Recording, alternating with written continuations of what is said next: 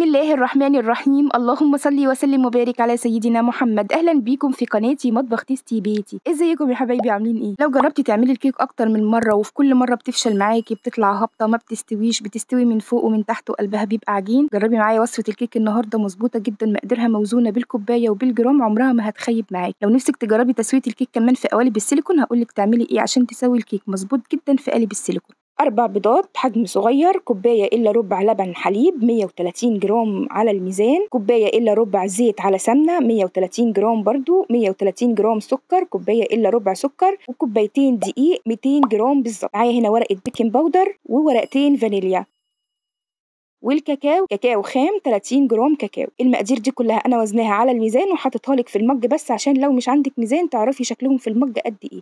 مج إلا ربع من كل حاجة، والدقيق مجين. في بولة نضيفة وناشفة، لازم البولة تكون ناشفة. هننزل بالأربع بيضات، البيض بدرجة حرارة المطبخ، ما تطلعيهوش من التلاجة تشتغلي بيه. هحط عليهم ورقتين فانيليا ورشة ملح، وهحط 130 جرام سكر اللي هم كوباية إلا ربع. بالمضرب بقى واضربي البيض والسكر والفانيليا والملح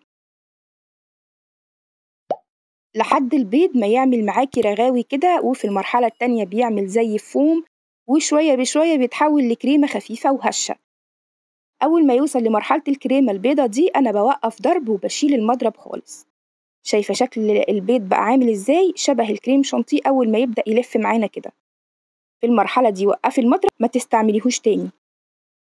هننزل بالزيت 130 جرام زيت، أنا حاطة زيت على سمنة عشان بس تدي ريحة حلوة للكيك، وبمضرب سلك يدوي بقلب بشويش كده البيض مع الزيت عشان ما طلعش الهواء اللي دخلناه بالمضرب الكهرباء. قلبي واحدة واحدة بشويش كده لحد ما تحسي إن الزيت داب مع البيض. بنزل بكوباية إلا ربع لبن، 130 جرام لبن حليب، وبرده بقلب بالمضرب السلك خفيف كده لحد ما أحس إن كل حاجة دخلت في بعضها. حسيتي إن الحاجة دخلت في بعضها وقفي ضرب. خلاص كده هنزل بالبيكنج باودر، والبيكنج باودر أحسن حاجة ليه تحطيه في السوائل، بيتقلب وبيدوب فيها كلها، ما بيركنش في حتة وحتة لأ، وتلاقي الكيكة بتاعتك طالعة بجنب كده في الفرن. أحسن حاجة ليكي تقلبيه في السوائل. بعد كده بنزل بالدقيق، الكوبايتين أو 200 جرام من الدقيق، بحط كوباية كوباية وبقلب بشويش في اتجاه واحد لحد ما تختفي. بنزل بالكوباية التانية. المقدار ده مظبوط جدا يا بنات، التزمي بيه هيطلع معاكي كيكة ناجحة قوي. نزلت بكوباية الدقيق التانية، مقدار الدقيق كله 200 جرام، وبقلب بشويش لحد الدقيق ما يختفي من قدامي. بوقف ضرب عشان الهواء اللي دخلناه في الكيك ما يطلعش وتطلع هابطة معاكي. ما بتاخدش ضرب كتير، هما دقيقتين 3 وبتبقى الكيكة مظبوطة معاكي وقوامها صح جدا. أول ما قوام الكيك يظبط معايا وتبقى بالشكل ده، هاخد الكمية دي وأقسمها على 2. خدت نصها في كوباية والنص التاني هبدأ أشتغل فيه. لو حابة تخلي نص أكتر من نص، يعني تخلي الربع والتلات أرباع، أنا هعمل نص كيكة ونص شوكولاتة في قالب واحد براحتك. دي كيكة رخامية أو الماربل كيك، بتقسميها براحتك. على نص الكيك أنا حطيت 30 جرام من الكاكاو الخام اللي ما فيهوش أي سكر، وهزود اللبن معلقة معلقة عشان أظبط قوام كيك الشوكولاتة يبقى شبه قوام كيكة الفانيليا. ما ينفعش تبقى كيكة تقيلة وكيكة خفيفة وندخلهم في بعض. بنزل باللبن معلقة معلقة كده، خدت حوالي 3 معالق لبن بالظبط، معلقة الأكل الكبيرة دي، وبقلب واحدة واحدة لحد ما أظبط قوام كيكة الشوكولاتة. بترفعي بالمضرب كده نفس الرفعة بتاعة كيكة الفانيليا. خلاص كده نوقف. هجيب بقى القالب السيليكون، وانا بعامله معامله القوالب الالمونيا او الجرانيت او التيفال او اي حاجه، بغلفه بالسمنه فرشه كده من السمنه، وبدهن القالب كله من كل حته، وبدخل في الرسمه بتاعته كويس عشان ما تلزقش الكيكه فيه. معلقه دقيق وبهزها في القالب كده عشان اغلفه كله بالدقيق وبالسمنه. الرسمه دي دقيقه شويه، فيها حروف كتير، فلو اي حته لزقت هتبوظ شكل القالب بعد ما يستوي، فبغلفها كده بالدقيق والسمنه زيها زي القوالب الالمونيا. القالب السيليكون ما ينفعش ندخله الفرن من غير ما يكون محطوط على حاجه. انا حطيته على صينيه ألمونيا عشان لو شلتيه السيليكون هيمط معاكي ويبوظ شكل الكيك. القالب بتاعي مخروم، فانا حطيت كوبايه كده وهصب عليها الكيك عشان تنزل في النص بالظبط. بنزل بالكيكه البيضه، كيكه الفانيليا بحط شويه، وارجع احط شويه من كيكه الشوكولاته، بصب على الكوبايه.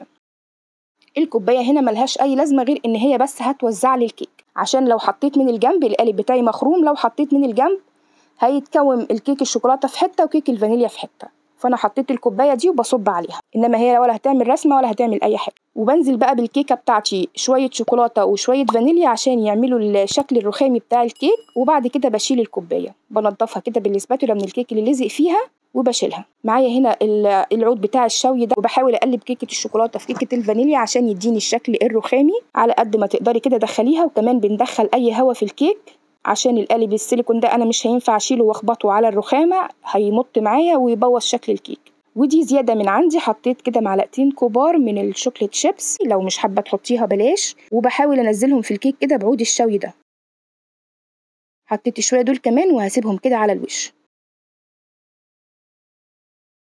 خلاص كده الكيكه بتاعتنا بقت جاهزه. بشيلها بالصينيه الالومنيا. ما تحاوليش خلاص طالما صبيتي الكيك في قالب السيليكون ما تحاوليش تشيلي القالب خالص، بنحركه بالصينيه اللي تحتيه. بدخله الفرن على درجه حراره 180، وبتاخد حوالي ساعه الا ربع تقريبا في الفرن. القالب ده عشان صغير قعدت حوالي 45 دقيقه في الفرن وطلعت مستويه وزي الفل. بشيله كده بالصينيه الالومنيا وبدخله وبطلعه منه. وادي حبايبي الكيكه بتاعتي بعد ما طلعت من الفرن مستويه كويس جدا، واختبرتها برده بعود الشوي مفيهوش اي عجين، بشويش كده. وبتفتحي القالب يمين وشمال عشان يعزل عن الكيك، وبتقلبيها على اي شبكه خبز عندك عشان بس تتهوى وتبرد.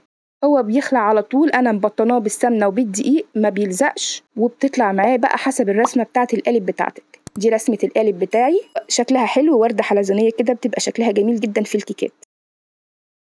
بسيبها تبرد خالص وبنقلها بقى على طبق التقديم. وزي ما انت عايزه تزينيها زينيها، ممكن تحطي عليها رشه سكر بودره، ممكن ترشي شويه مكسرات مطحونه.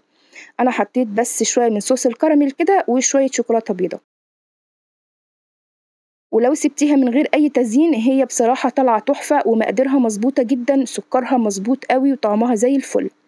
حتى لو مش هتسوي في قالب سيليكون، جربي مقادير الكيك دي في اي قالب عندك هتبقى حلوه جدا. طالعه معايا هشه وجميله وطعمها جميل جدا. انا بقطعه كده عادي زي قالب الانجليش كيك، ما بمشيش ورا الرسمه واقطع ولا اي حاجه، بقطعه عادي كده بالسكينه وبتطلع معايا. شايفه رسمتها؟ انا تقريبا الشوكولاته زادت مني عن الفانيليا. هشه وجميله وناعمه ومستويه من جوه ومن بره. شايفه التسويه بتاعت قالب السيليكون متحمر ازاي؟ احسن من القوالب الالومنيا كمان. انا دايما بقول لكم ان تسويه الكيك في الالومنيا انجح حاجه، بس بصراحه السيليكون ما بيخيبش، بيطلع معايا الكيكه ناجحه جدا وتسويتها مظبوطه من فوق ومن تحت ومن كل حته. شايفه الكيكه؟ بس كده حبايبي، دي الكيكه بتاعتي اللي عملتها معاكم النهارده، وصفه مظبوطه موزونه على الميزان بالملي. جربيها مش هتخيب معاكي. لو الفيديو عجبك، لو الكيكه بتاعتي عجبتك، جربيها واكتبي لي رايك في الكومنتات. وما تنسينيش بقى باللايك والشير وسبسكرايب وتفعيل زر الجرس للقناه لو محتوى قناتي بيعجبكم. والسلام عليكم ورحمه الله وبركاته.